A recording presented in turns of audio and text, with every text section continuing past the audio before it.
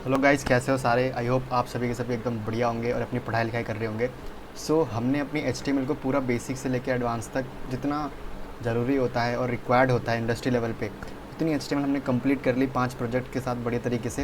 And I hope आपको वो चीज़ समझ आ गई होगी एंड आपने भी वो चीज़ एकदम बड़े तरीके से क्लियर कर ली होगी। अब हमने एक बहुत छोटा सा इंपॉर्टेंट पोर्शन अपना वेब डेवलपमेंट की जर्नी का कंप्लीट कर लिया है।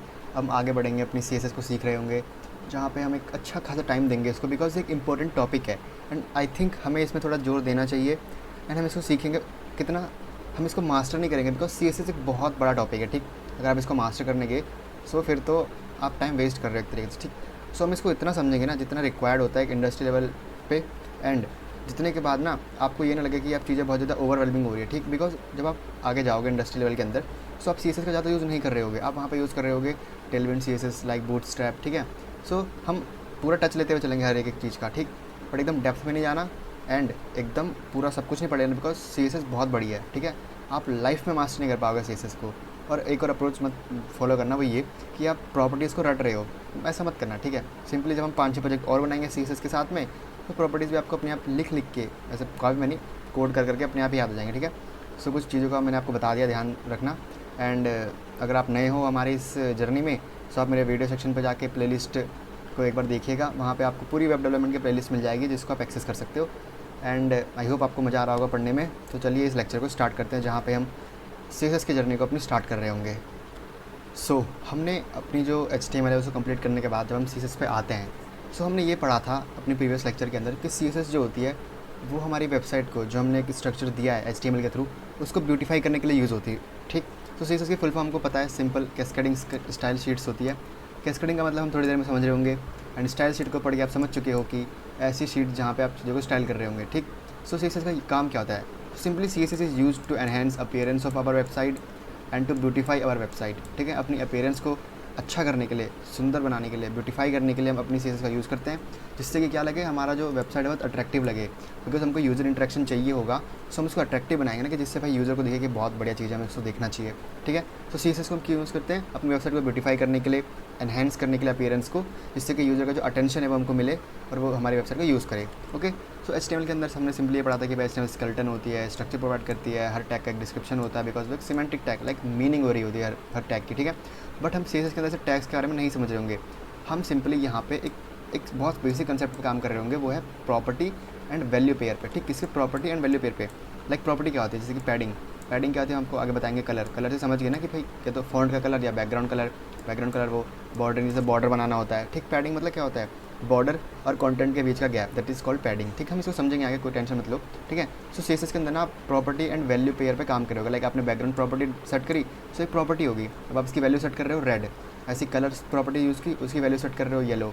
ऐसे आपने बॉर्डर प्रॉपर्टी यूज़ की और उसको 2 पिक्सल या 3 पिक्सल या 5 पिक्सल ऐसे कुछ बॉर्डर दे दिया। ठीक है, तो ये सब एक इस तरीके से स्टाइल शीट ऐड कर रहे होंगे। ठीक है, अब हमने HTML तो सब चीज़ पढ़ लिया, हमको CSS में ये चीज़ों को कवर करना है, तो मैं इनको अगले लेक्चर से कवर कर रहे होंगे बड़े तरीके से। ठीक, अभी से इसी लेक्चर से कवर करने लग जाएंगे बल्कि। ठीक, अब हम समझते हैं कैस्केडिंग मतलब क्या था। देखो, अब मान के चलो आपका जो एक वेबसाइट है उसके अंदर बहुत सारा कंटेंट है। ठीक, अब मान के चलो आपके एक वेबसाइट के 10 पैराग्राफ हैं। अब आपने भाई, आपका मन कर रहा है कि किसी एक पैराग्राफ को आप एक कलर कर दो, डिफिनिट कलर। ठीक, एक सिंपल कलर इसको अटैच कर दो उसके साथ। अब वो कौन सा पैराग्राफ है, वो कौन सा कलर है, वो कलर किस पैराग्राफ पे लगेगा। अब ये सब जो सोच रहा है ना यहाँ पे, तो ये कैस्केडिंग के थ्रू हो रहा है।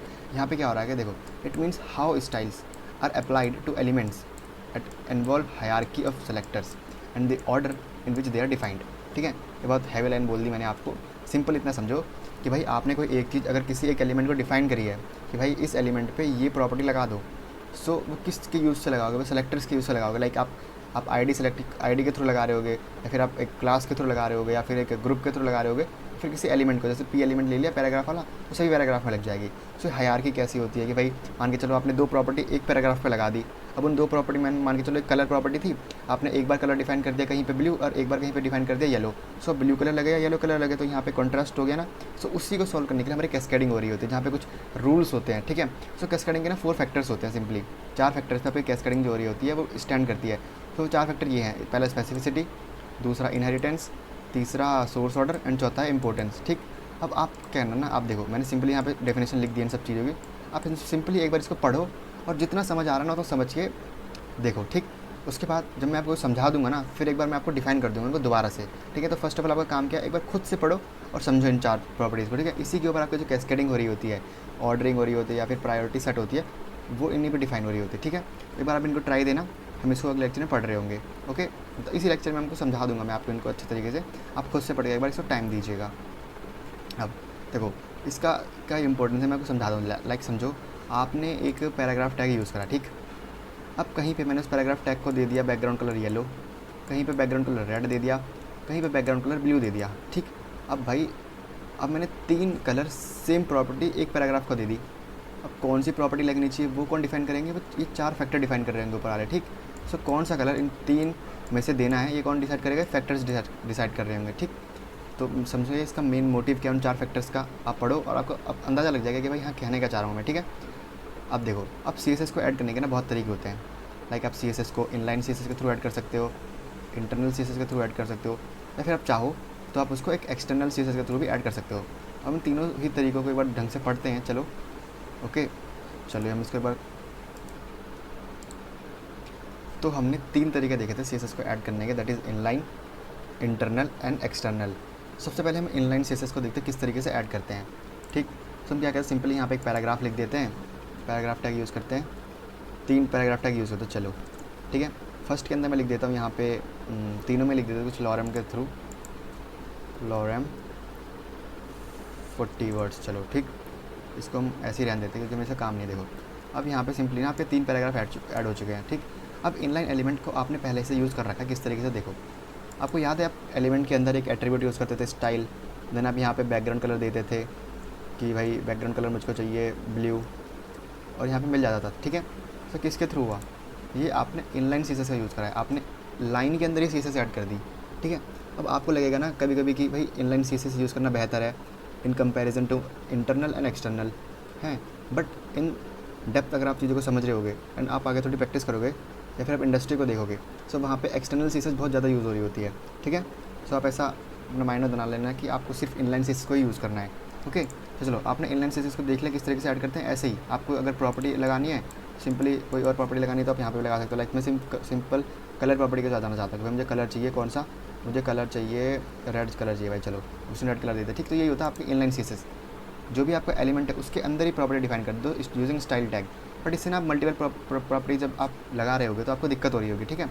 चलो ये तो हो गया आपकी इनलाइन CSS, ठीक है, आपको आती थी।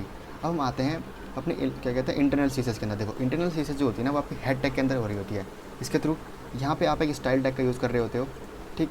अब उसके अंदर आपको क्या करना होता है कि भाई आपको अपना एलिमेंट जो सेलेक्टर होता है उसको लगाना होता है। अब सेलेक्टर देखो, अब प्रॉपर्टी किस पे लगाना चाह रहे हो, हम प्रॉपर्टी लगाना चाहते हैं पैराग्राफ के अंदर, तो मैं इसको एक ID दे देता हूँ, चलो ID दे देता हूँ इसको मैं P2, ठीक।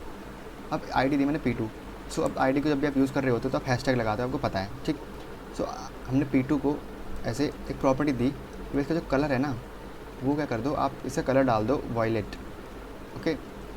देखो कलर आ गया यहाँ पे, ठीक है। सो अगर आपको चाहिए कि नहीं भाई कलर के साथ मुझे बैकग्राउंड कलर भी डालना है, एंड बैकग्राउंड कलर में डाल देता हूँ क्या, बैकग्राउंड कलर चाहिए मुझे एक्वा, सो देखो वो भी आ गया। तो देखो यहाँ पे कितना सही लग रहा है ना कि अब अगर आपको 10 प्रॉपर्टी और ऐड करनी है सो ऐसी लाइन में ऐड करते जाओ। बट जब आप इनलाइन CSS में डाल लोगे ना ऐसे 3-4 प्रॉपर्टीज़ तो बहुत मैसी लगेगा वो, ठीक है। आपको खुद कोड समझ में नहीं आएगा एक टाइम के बाद। सो इसलिए होता है कि प्रैक्टिस कि इनलाइन CSS को बहुत कम यूज़ करना चाहिए, 1-2 प्रॉपर्टी के लिए कर सकते हो, बट जब आपको मल्टीपल प्रॉपर्टीज़ यूज़ करनी होती है एक बड़े प्रोजेक्ट के अंदर, सो हम प्रैक्टिस करते हैं कि भाई हम इनलाइन CSS का यूज़ ना करें, हम एक्सटर्नल का यूज़ करें। अब एक्सटर्नल किस तरीके से बनाते हैं वो देखते चलो, आपको समझ में आ गया किस तरीके से मैंने यहाँ पे करा। सिंपली आपने स्टाइल टैग को यूज़ करा हेड एलिमेंट, हेड टैग के अंदर, ठीक, रूट एलिमेंट के अंदर, एंड उसके अंदर आपने स्टाइल टैग को यूज़ करके आपने सबसे सेलेक्टर यूज़ करा। देखो ये सिंपल जो है सेलेक्टर है, अगर कोई क्लास होती तो हम .p2 लिखते, एंड देन आपने एक यहाँ पे करली ब्रेसेस लगा के इसके अंदर प्रॉपर्टी डिफाइन कर दी। सो ये तरीका है इनलाइन CSS ऐड करने का। अब हम आते हैं अपनी एक्सटर्नल CSS, उसके लिए क्या करना होता है। देखो आपको मैंने बताया था कि आपको एक फाइल क्रिएट करनी होती है CSS नाम की, हम इसको सिंपली नाम देते हैं style.css, ठीक। हम इसको क्रिएट करते हैं, क्रिएट हो गई। अब मैं यहाँ पे क्या करता हूँ, ये हम इस पैराग्राफ 3 है ना इसको भी एक ID देते हैं, चलो इसको ID देते हैं हम P3 को, चलो सेव करते हैं इसको, इधर आते हैं ID है, सो इसको मैं ऐसे करना पड़ेगा P3 यहाँ पे। अब यहाँ पे इसको हम क्या करते हैं, हम इसको प्रॉपर्टी देते हैं कलर वाली कि वैसे कलर जो है कलर कर दो आप ब्राउन, एंड यहाँ पे क्या करते हैं आप बैकग्राउंड कलर कर दो, बैकग्राउंड कलर आप कर सकते हो सिंपली ब्लू कर दो, चलो हो गया। बट यहाँ पे तो कुछ हुआ ही नहीं। ऐसा क्यों हो रहा है भाई? इस पैराग्राफ में तो कोई कलरिंग ही ऐड नहीं हुई।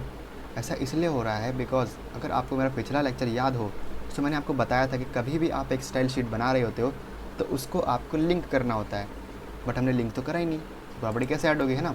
सिंपली आप टाइटल के अंदर आइए, सॉरी हेड टैग के अंदर आइए, यहाँ पे लिंक करिए, लिंक CSS आ गया ना, बिल्कुल देखो लिंक होते ही आपकी प्रॉपर्टी चेंज हो गई, है ना?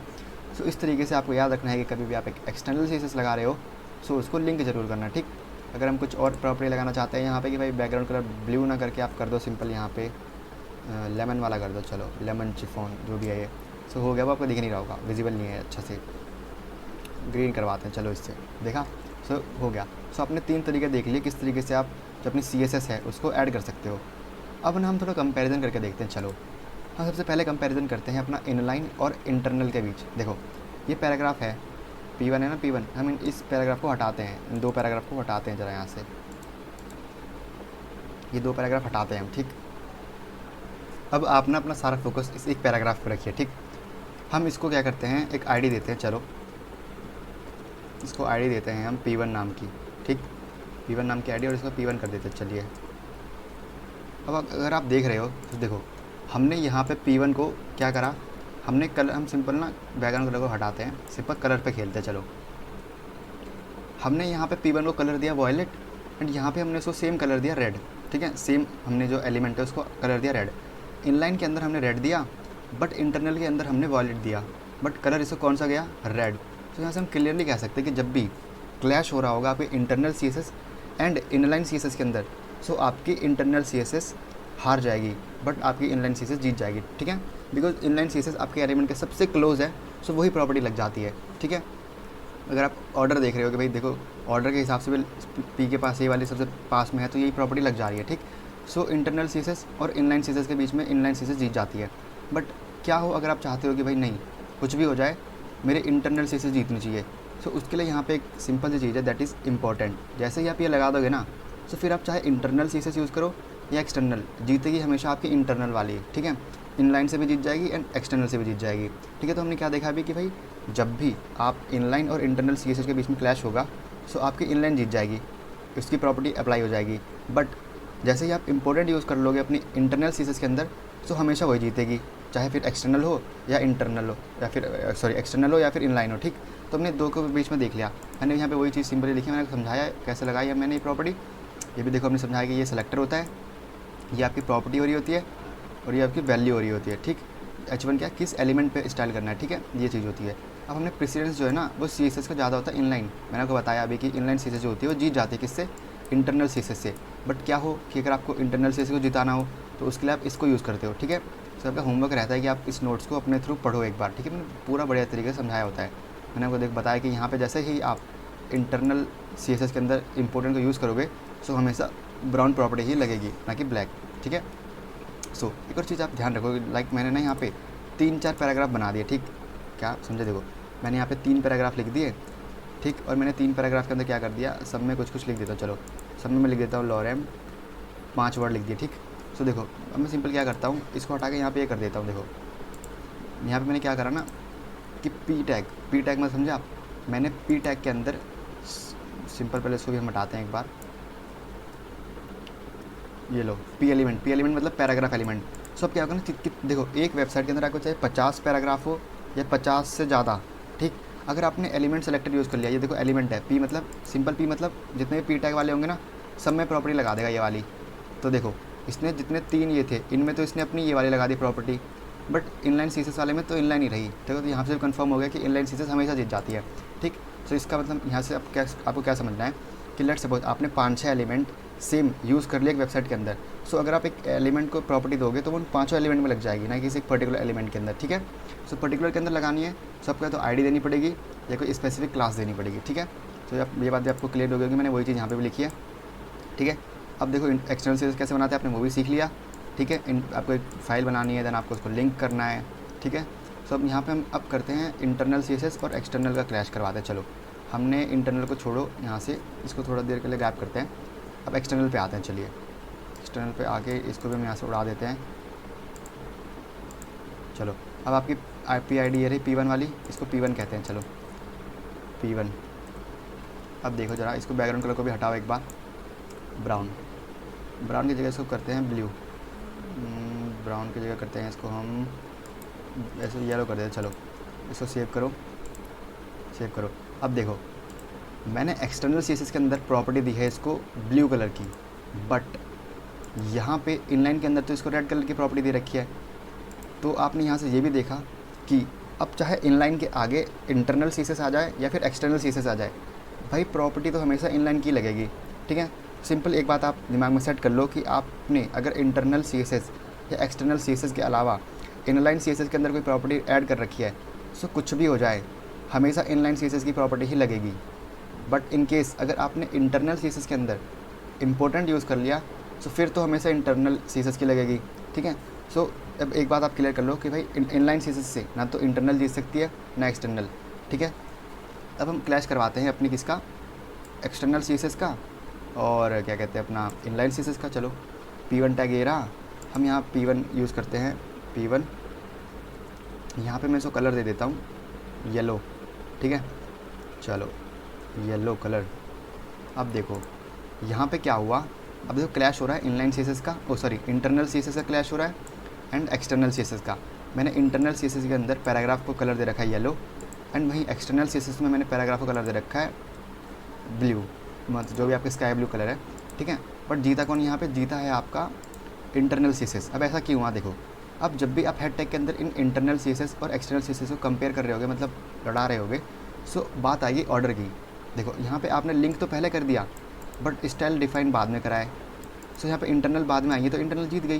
अब मैं सेम क्या करता हूँ, देखो मैं सेम क्या करता हूँ, Ctrl+C इसको करता हूँ, इसको जो है मैं स्टाइल टैग के बाद लगा देता हूँ ऐसे। सो देखो ब्लू कलर आ गया।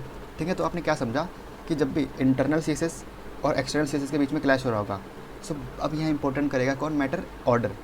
ऑर्डर वाइज जो नीचे होगा, जो बाद में आएगा, उसकी प्रॉपर्टी ऐड हो जाएगी। ठीक, ओके, आई होप आपको ये बात समझ आई होगी। मैंने यही बात यहाँ पे भी लिख रखी है कि इंटरनल CSS और एक्सटर्नल CSS दोनों ही छोटे हैं इनलाइन के आगे। ठीक है, इनलाइन CSS के अंदर आपने कोई भी अगर प्रॉपर्टी ऐड कर दी तो भाई वो प्रॉपर्टी लगेगी हमेशा। ठीक है, बट इन केस अगर आपने इंटरनल के अंदर इंपॉर्टेंट यूज़ कर लिया तो फिर इंटरनल जीतते रहेगा हमेशा। ठीक है, अब जब इंटरनल CSS और एक्सटर्नल CSS की फाइट हो रही होगी, तो बीच में अब आएगा ऑर्डर वाइज, भाई जिसका ऑर्डर बाद में आएगा वो जीत जाएगा। ठीक है, सो इतनी सी बात थी, हमने पूरा समझा इंटरनल क्या होता है, एक्सटर्नल क्या होता है, इनलाइन CSS क्या होता है, तीनों तरीक़ों को हमने एक बार एग्जाम्पल थ्रू ऐड करके देखा। एंड आई होप आपको ये बात समझ आई होगी और आपको जो बेसिक से कॉन्सेप्ट से क्लियर हो गया होगा। सो अब हम अगले वीडियो में अपना सेलेक्टर पढ़ रहे होंगे, जहाँ पे हम अपने 3-4 सेलेक्टर के बारे में समझ रहे होंगे। तो हम आपको वहाँ मिलते हैं। आई होप आप हमें वहाँ पे समझने आओगे। So thank you very much for this lecture, meet you soon, bye.